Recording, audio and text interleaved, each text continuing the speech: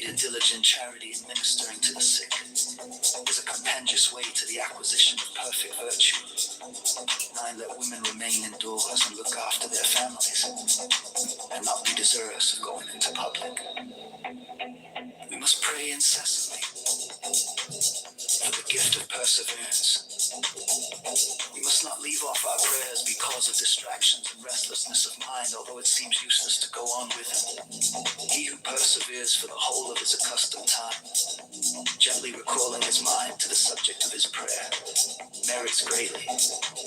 If in times of dryness in prayer we make acts of humility, self-knowledge, protestations of our own inability to help ourselves, and petitions for God's assistance, all this is real and substantial prayer. 13, the best remedy for dryness of spirit is to picture ourselves as beggars in the presence of God and the saints, and like a beggar to go first to one saint, then to another to ask a spiritual alms of them with the same earnestness as a poor fellow in the streets would ask an alms of us. We may ask a spiritual alms even corally by going first to the church of one saint and then to the church of another to make our petition. Without prayer, a man will not persevere long in spirituality. We must have recourse to this most powerful means of salvation every day. If young men wish to protect themselves from all danger of impurity, let them never retire to their own rooms immediately after dinner, either to read or write or do anything else, but let them remain in conversation. Because at that time the devil is wont to assault us with more than usual vehemence. And this is that demon which is called in Scripture the noonday demon, and from which holy David prayed to be delivered. If young men would preserve their purity, let them avoid bad company. 18, let them also avoid nourishing their bodies delicately. It is God's custom to interweave human life with a trouble and a consolation, at least of an interior sort alternately. 20, young men should be very careful to avoid idleness. 21, when fathers have given their sons a good education and put everything clearly and distinctly in train for them, the sons who succeed them and continue to follow the road marked out for them will have the advantage of seeing their family persevere in holy ways and in the fear of God. In order to preserve their purity, young men should frequent the sacraments, especially confession. We must never trust ourselves, for it is the devil's way first to get us to feel secure and then to make us fall. We ought to fear and fly temptations of the flesh, even in sickness and in old age itself, and so long as we can open and shut our eyelids, for the spirit of incontinence gives no truce either to place, time, or person.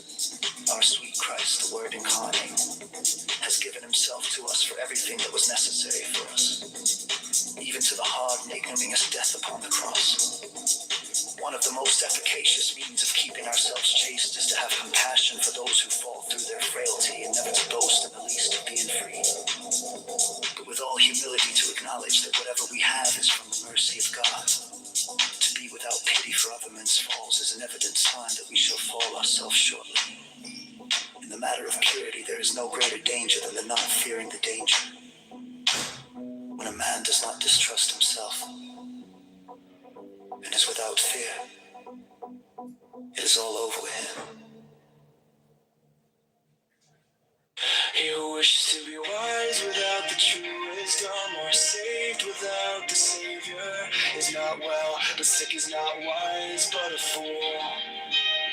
True devotion to the Blessed Virgin is actually necessary, because there is no better means of obtaining God's graces than through His most holy mother. Holy mother. Free man should force himself to be obedient, even in little things which appear of no moment, because He will thus render the practice of obedience in great matters easy to Himself. He who always acts under obedience may rest assured that he will not have to give an account of his actions to God. Affliction does not consist in such outward things as shedding tears and the like, but in true and solid virtues. 6 tears are no sign that a man is in the grace of God. Neither must we infer that one who weeps when he speaks of holy and devout things necessarily leads a holy life. 7, gentleness strengthens the heart and makes us persevere.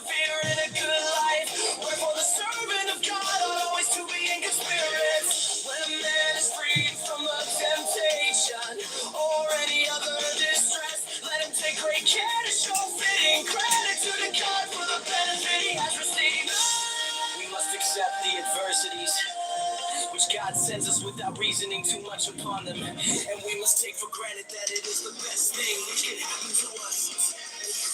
We must always remember that God does everything well.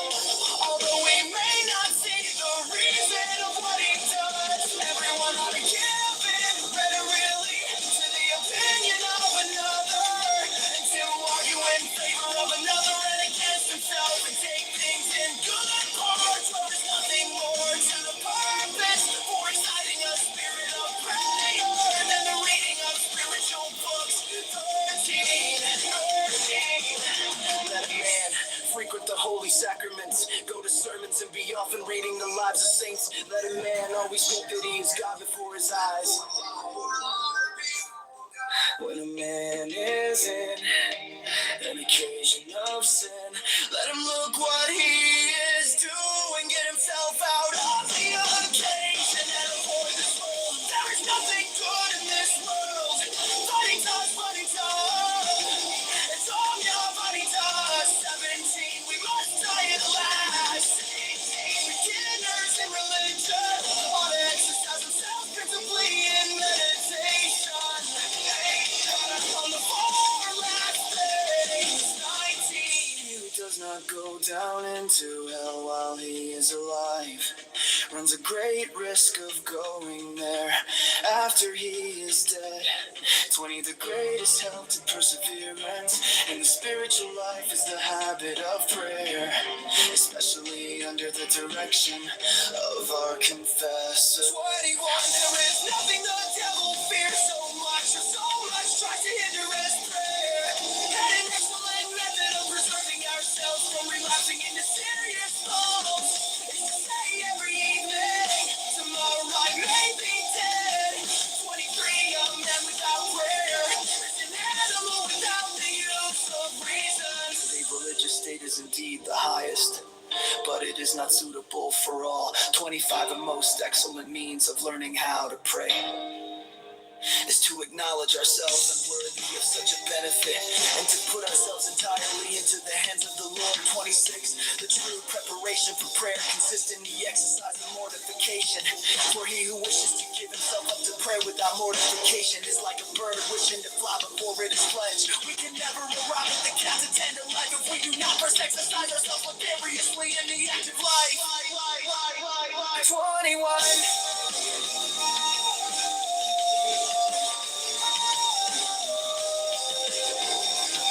We must exercise the spirit which God gives us in prayer and follow that.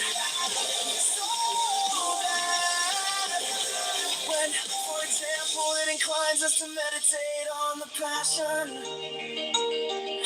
we must not wish to meditate on some other mystery. 21. When a person goes to communion, he ought to follow the same spirit he had in prayer and not be casting about for new meditations.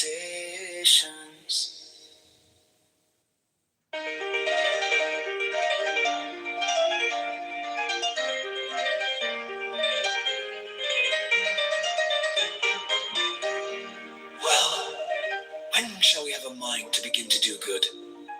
Tu nulla dies sine linea. Do not let a day pass without doing some good during it.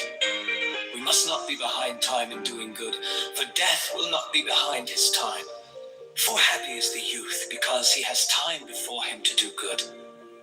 It is well to choose some one good devotion, and to stick to it, and never to abandon it. He who wishes for anything but Christ does not know what he wishes. He who asks for anything but Christ does not know what he is asking. He who works and not for Christ does not know what he is doing. Let no one wear a mask, otherwise he will do ill, and if he has one, let him burn it. Spiritual persons ought to be equally ready to experience sweetness and consolation in the things of God, or to suffer and keep their ground in drynesses of spirit and devotion, and for as long as God pleases, without their making any complaint about it. 9, God has no need of men. 10, if God be with us, there is no one else left to fear. He who wishes to be perfectly obeyed should give but few orders. 12, a man should keep himself down and not busy himself in mirabilibus super C. 13, men should often renew their good resolutions and not lose heart because they are tempted against them. 14, the name of Jesus, pronounced with reverence and affection, has a kind of power to soften the heart. 15, obedience is a shortcut to perfection. 16, they who really wish to advance in the ways of God must give themselves up into the hands of their superiors always and in everything, and they who are not living under obedience must subject themselves of their own accord to a learned and discreet confessor, whom they must obey in the place of God, disclosing to him with perfect freedom and simplicity the affairs of their soul, and they should never come to any resolution without his advice. 17. There is nothing which gives greater security to our actions, or more effectually cuts the snares the devil lays for us, than to follow another person's will, rather than our own, in doing good. 18. Before a man chooses his confessor, he ought to think well about it, and pray about it also. But when he has once chosen, he ought not to change, except for most urgent reasons, but put the utmost confidence in his director. When the devil has failed in making a man fall, he puts forward all his energies to create distrust between the penitent and the confessor. And so, by little and little, he gains his end at last. 20, let persons in the world sanctify themselves in their own houses, for neither the court, professions, or labor are any hindrance to the service of God. 20, obedience is the true holocaust which we sacrifice to God on the altar of our hearts. 22, in order to be really obedient, it is not enough to do what obedience commands. We must do it without reasoning upon it. 20, our Blessed Lady ought to be our love and our consolation. 24, the good works which we do of our own will are not so meritorious as though...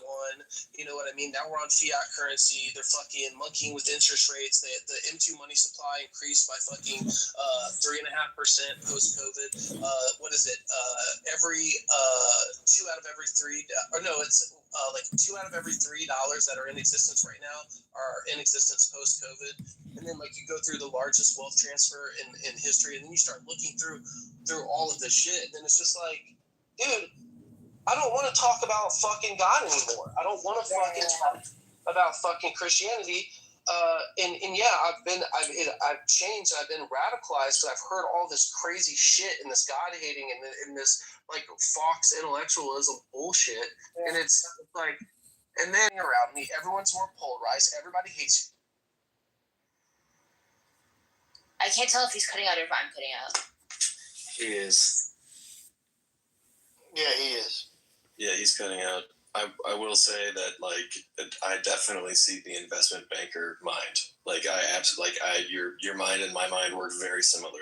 It's interesting. I think you and I have arrived at different opinions and conclusions. Yeah, I don't know. All the while, here's my last sentence. All the while, we're all distracted, fighting each other. They're consolidating more and more power, more and more wealth, and more technology than they ever have, and we're right on the verge of some fucking AI fucking like super fucking moment or whatever, and here we are arguing amongst ourselves, and we're all mad at each other, and blah blah blah blah blah, and all it's like just a disaster, man. Yeah. And that's why I've become radicalized. That's why I'm crazy. And that's why I'm mad. I'm mad that I'm mad that I didn't get the same opportunity as my grandfather. My grandfather, this motherfucker, fucking boomer, literally gets straight out of high school, marries his high school sweetheart, has kids, never went on Tinder, never seen only a handful of hot girls in real life in his whole life. Okay, fucking married her, never divorced her, bought a house after working like 2 summers. Okay, owned multiple homes, owned multiple cars, owned multiple. You know what I mean? He just had abundance his whole life. His family unit was intact. Divorce rates were low. He just got cut a good deal.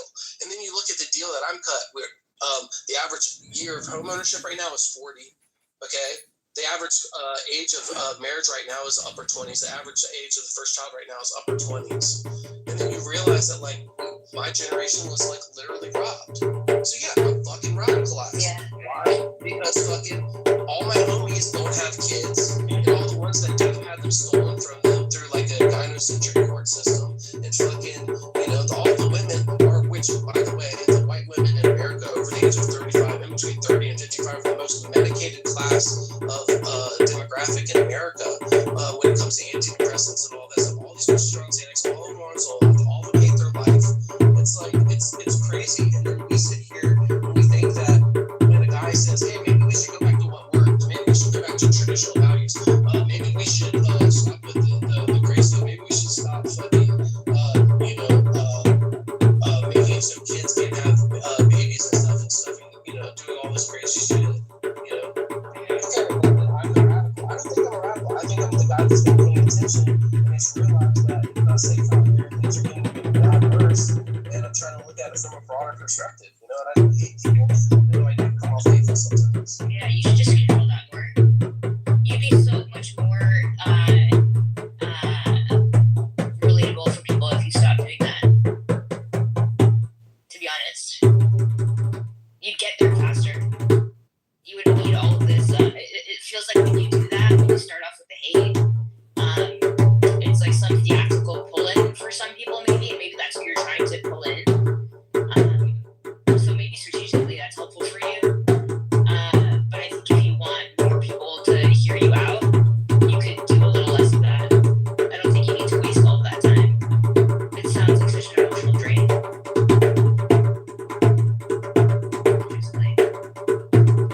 And then the worst part about it is that I'm kind of passionate. I'm not, this isn't like an intellectual pursuit for me. It's not like I care about this stuff, like I care about our future, our kids' future, and the fact, like they said, Gen Z is never going to figure that. These people are crazy. They literally think that this is the recipe to a stable society. It's unbelievable. So there's a lot there's a lot I don't agree with you on, but there's a lot I do, and I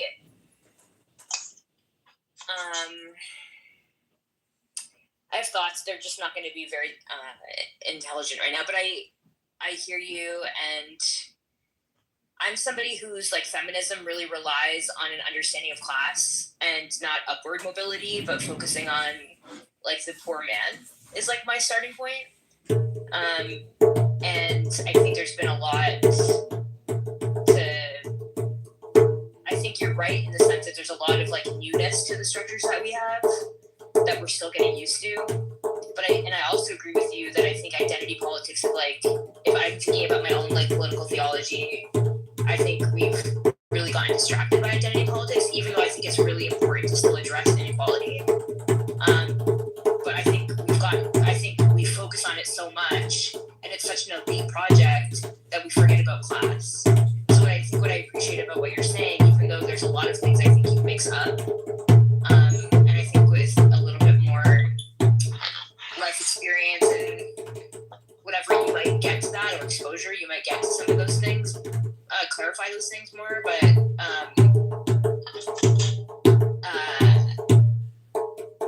yeah, I think you're right. And like when I look at the social movements and like after 2008, like we had a really robust class analysis in like the populist movements between 2008 and 2012, and then Occupy really freaked people out, and then it like almost immediately it became about identity politics.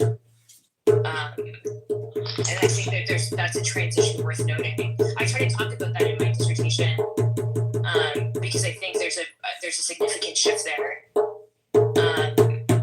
Because then who makes it? I think part of it is that they're trying to diagnose who becomes part of the 1%. And I think blaming it on just quote unquote white men is like not sufficient.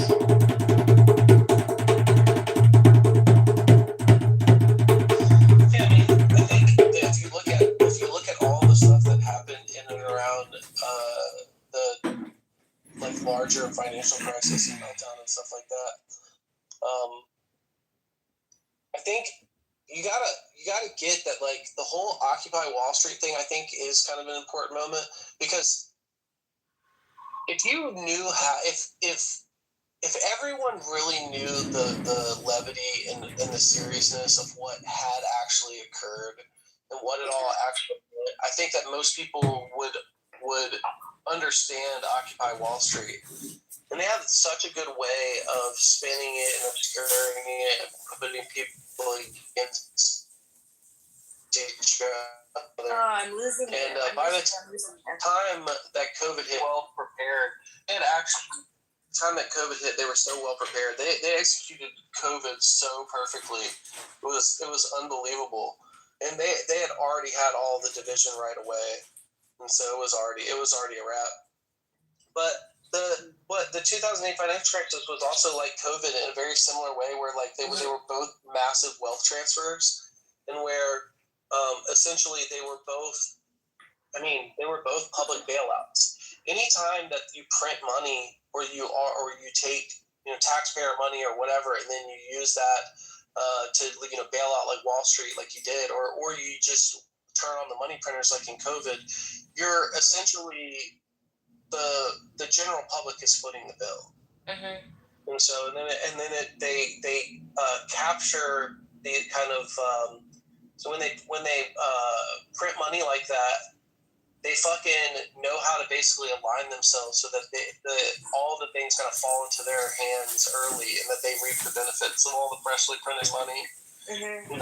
And then by the time you get the money in your hands, it's like fully saturated and debased by that time, and then you just see like crazy inflation. And so, Can I ask how old you are? Me, I'm 40, so I grew up in the 90s. I went to high school. I graduated in like 2003. I had like this before smartphones. Can I ask you something? I'm so sorry, Shay, or is it Shy? Yeah, it's Shay. It's your bio. It's acronym. Bio? Your bio. It's acronym. The things that is written there that you are white nationalists and stuff like that. I have a weird view about my view of Zionism. It's probably not Zionism. I don't care about that part. I mean about you being a white nationalist. Oh, about that part? Mm-hmm.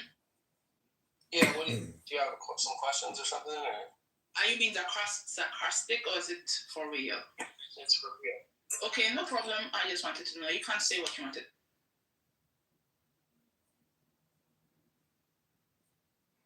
Bambi, this is the second room that we're in. I think we talked with Tam the other day. It's great to see you. I want to talk to you at some point about the conversation we had the other day, but not right now. Okay. I'm so sorry. I forgot the conversation. Oh, no. We were in that. We were having a conversation about like normative ideas of men and women and the roles that they play. Okay. Yes, I remember. Okay, yes. Just so you know, I don't mean.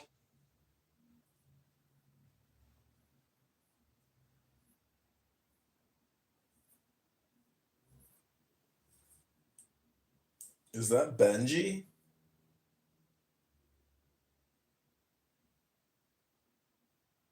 Is this room open? Menti, are you there? You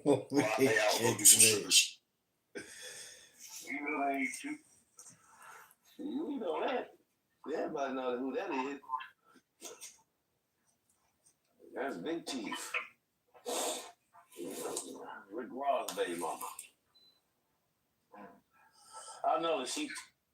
Fish, where Marduk is the national god of Babylon, and he creates human beings and everything else there is to go with it, including the creations. Creators are the Anunnaki. In my opinion, these are my opinion, folks. Please do your own research. So this is a permanent legal document conferred upon the Anunnaki.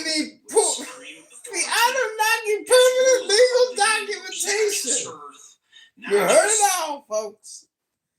It's Saturn, just my opinion. Jupiter, Venus, we're talking the universe. Wow. That is a large area. Wow. His aptitude towards the greatest god gives him power over the other Anunnaki gods, and his ability to Other Anunnaki gods circumstances back into the original state, redefining the course of fate. It is major literary motif. Holy shit, major literary motifs. The Anunnaki legal documents. All right, I guess we're going to go back to some music.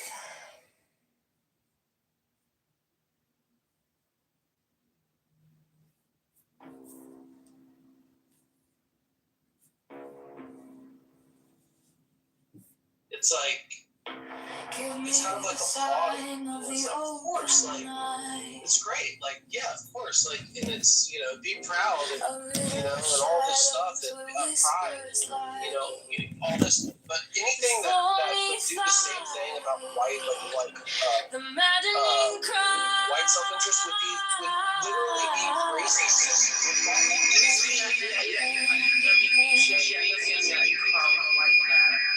You know what I'm saying? What I'm saying is, I don't want society to be organized in such a way that I have white guilt. I don't want society to be organized in such a way that if I were to have, let me give you just one example. I walked into Walmart probably 2 months ago, and when I walked in, keep in mind that the area that I'm in is primarily a black area. But I walked in this Walmart, and there's a sweatshirt sitting on the rack, and it said, I can't remember exactly, but essentially it was the outline of Africa, and it said something about African pride or something like that. There was one that said like proud to be melanated or something. Literally a shirt that said melanated and proud. And I was okay, so they were kind of like side by side, like almost like here's the little racial kind of shirts. And when I thought about it, I said, oh my god, if that fucking sweatshirt had an outline of Europe and said like white pride, that would be racist, and that would be, dude, first of all, wouldn't bow to Walmart to begin with. And then I looked at the other shirt, and I'm like, oh my god, you know, it's like, it's basically the fact that, and here's another thing. There's one other conversation I was in the gym about, this was maybe a year ago, and there was a black firefighter. This gym I go to has like a lot of like firefighters and a lot of guys in the military. So this guy what's good, man. He's an older black guy, he's in shape, firefighter, boom. This kid comes up and the kid's like talking about firefighting, and he's like, oh man, I think, you know, he's younger man. Oh, if I need to hurt you, you know, the black guys are the guys that they black men, you know, the older black guy, he's a firefighter. Yeah, they were good. And he goes like this, he says like out loud, he's like, and they do a good job about, you know, hiring young black men. And he was basically saying that like you have a really good chance, because you know you're like a young black man, stuff like that. It was like saying it like out loud in like a public restroom. And I was saying, dude, imagine if I was sitting there telling a white guy like, hey, bro, you're in there because you're white. You know what I mean, bro? Like we hire white people. Can I say something? Shay, you're so close. I think you would be better. Like, so you and I share a similar critique about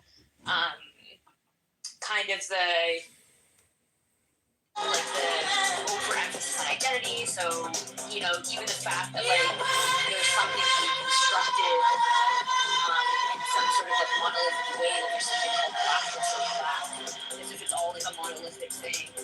And we see it like in the marketplace, like what you just described in this like really like individual example. But I've been studying this like in a broader collective way, so I see how this becomes like identities become brands, and I also see how this like shapes policy, and I also see how this is impacting things like society.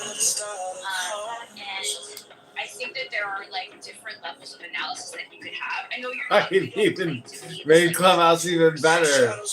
Simultaneous music, so it's like hiding the speech in the music even.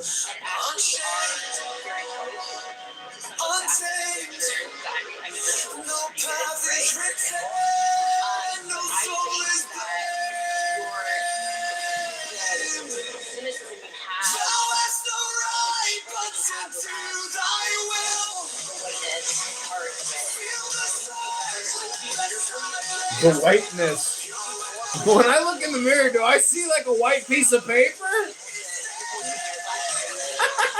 These people describe humans as white or black. They're so stupid. It's not. That means nothing. These are the dumbest people, wasting all their time doing politicking. This is their politic. This is Bird's politicking. Wasting all their time. He's very close. I think he's very class. I feel like reading his bio really don't. I'm not Ambient bio is like conversation. I know. But I think that I get like things at times when listening to him was very interesting. That's why some people will read his bio and start asking like, yeah, I know him, whatever. I just not think so certain things that with face in the bio. Or I feel like everybody should have that ideology as long as you don't have that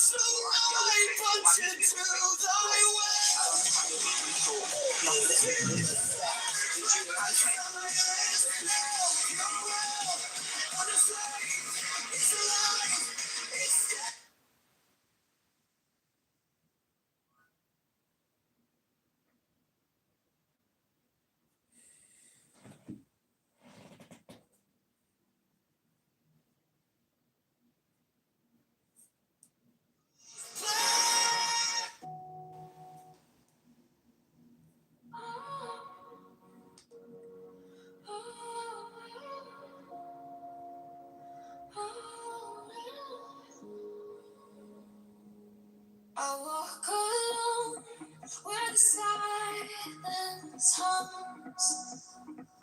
No shadows chase, no voices come. The air is still, it wraps me tight. No fear, no sin, no way to bear. The sweetness whispers everywhere. Sweetness of solitude fills my veins. Soulful rivers wash my chains. No need for gold, no need for fame. This quiet place, it knows my name.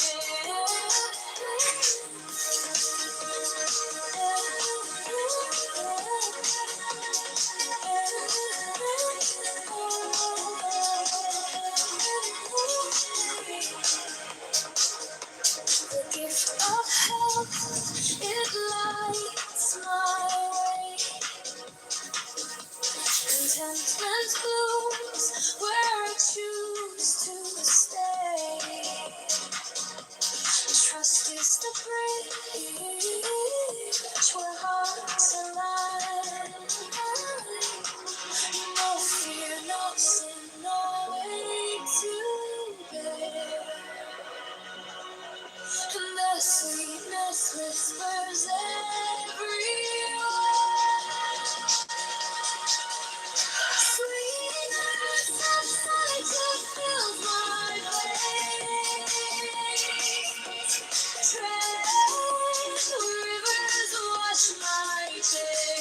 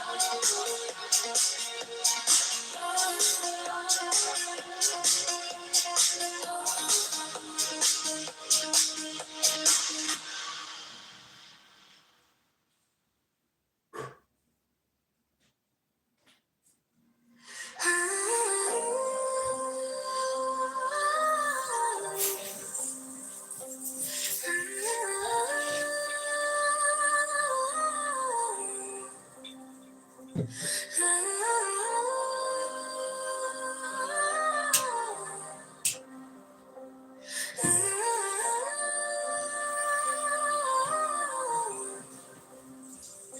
fire burn like passion wild. No losing through like hatred piled. This body aches, a cage of stone. Rest whispers soft, the only throne. Hunger's the beast, the sharpest sting. Body cries, its constant claim. But oh, to know, to truly see Nirvana waits, it sets us free. Pain walks close, a shadowed friend. Each step we take, it will attend. But joy lies quiet, just out of view. A higher peak, a sky so blue.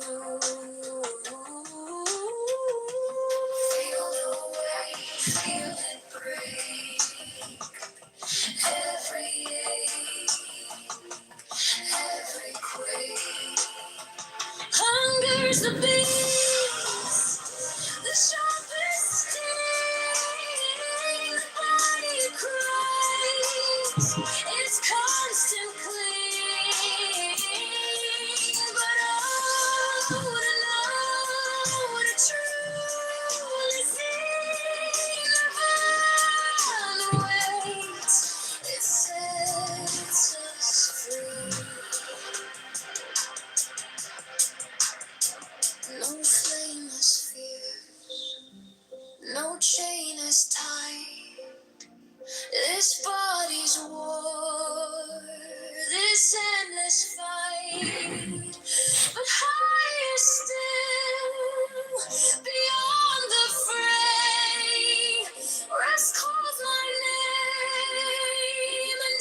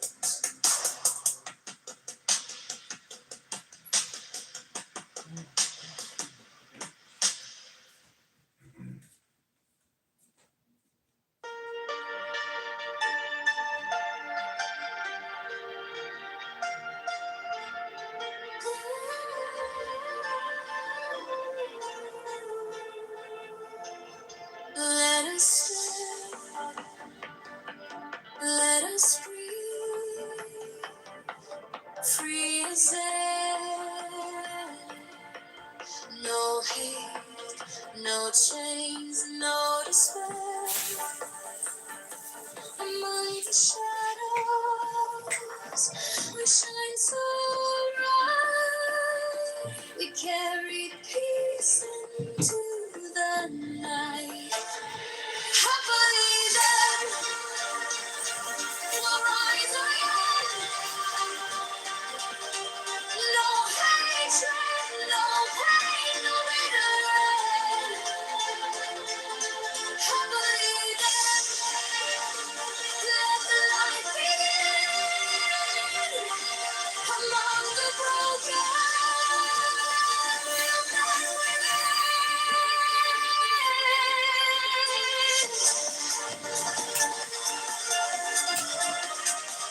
Let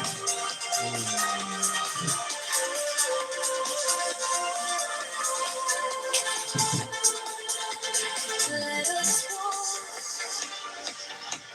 let us heal, free from strife. No wilderness clean, no weight on life. Among the weary, we'll stand tall. A gentle voice for one and all. Happily then, we'll rise again. Long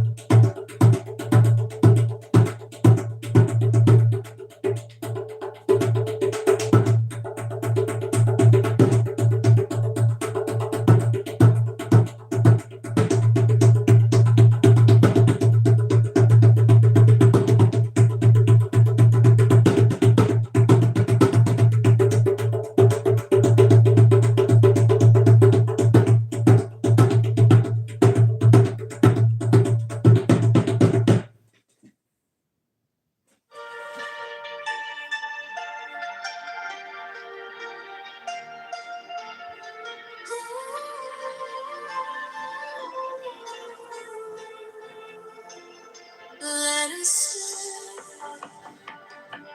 Let us breathe. Free as air. No hate, no chains, no despair. Among the shadows, we shine so bright. We carry peace into the night. Happily.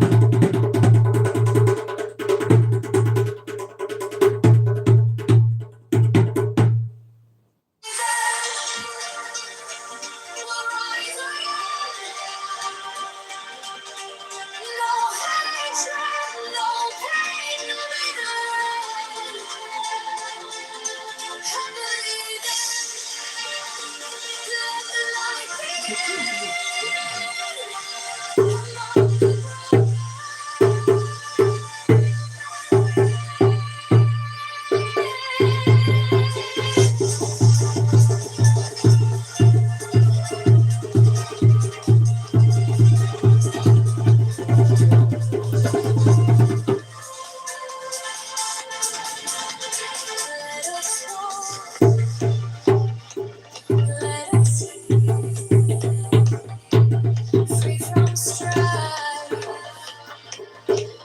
no ailments clean, no weight on life. Among the weary, we'll stand tall. A gentle voice for one and all. Happily rise again.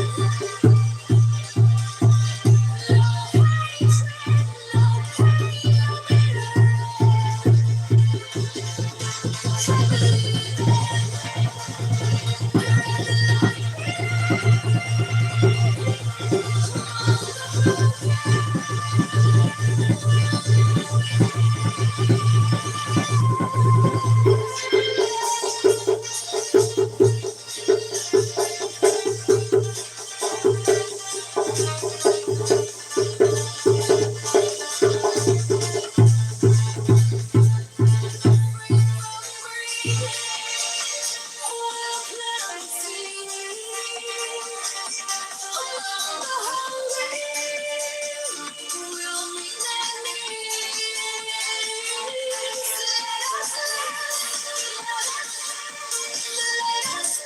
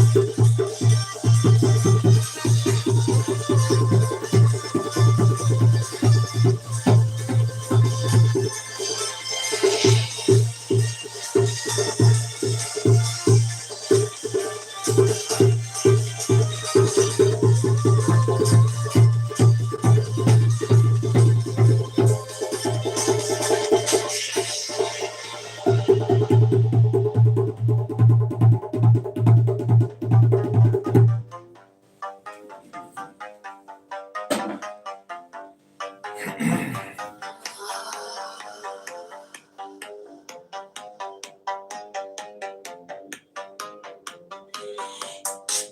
me the sign of the open night, a riddle of shadows where whispers lie, thorn aside, the maddening cry. Open, be open, be open. I am awake, the serpent shakes. Be open, be open, I am a man. Do as thou wilt, as a God can. You open.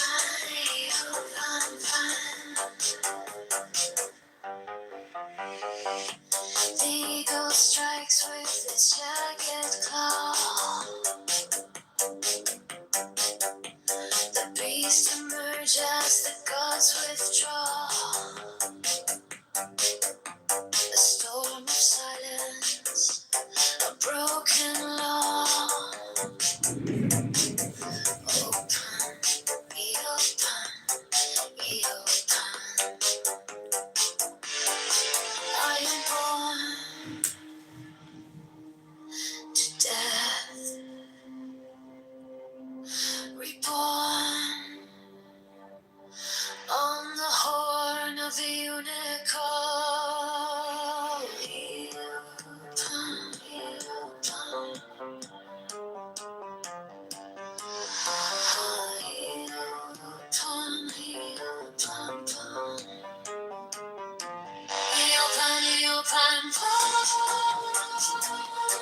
I am a man. Do as thou wilt, as a God can.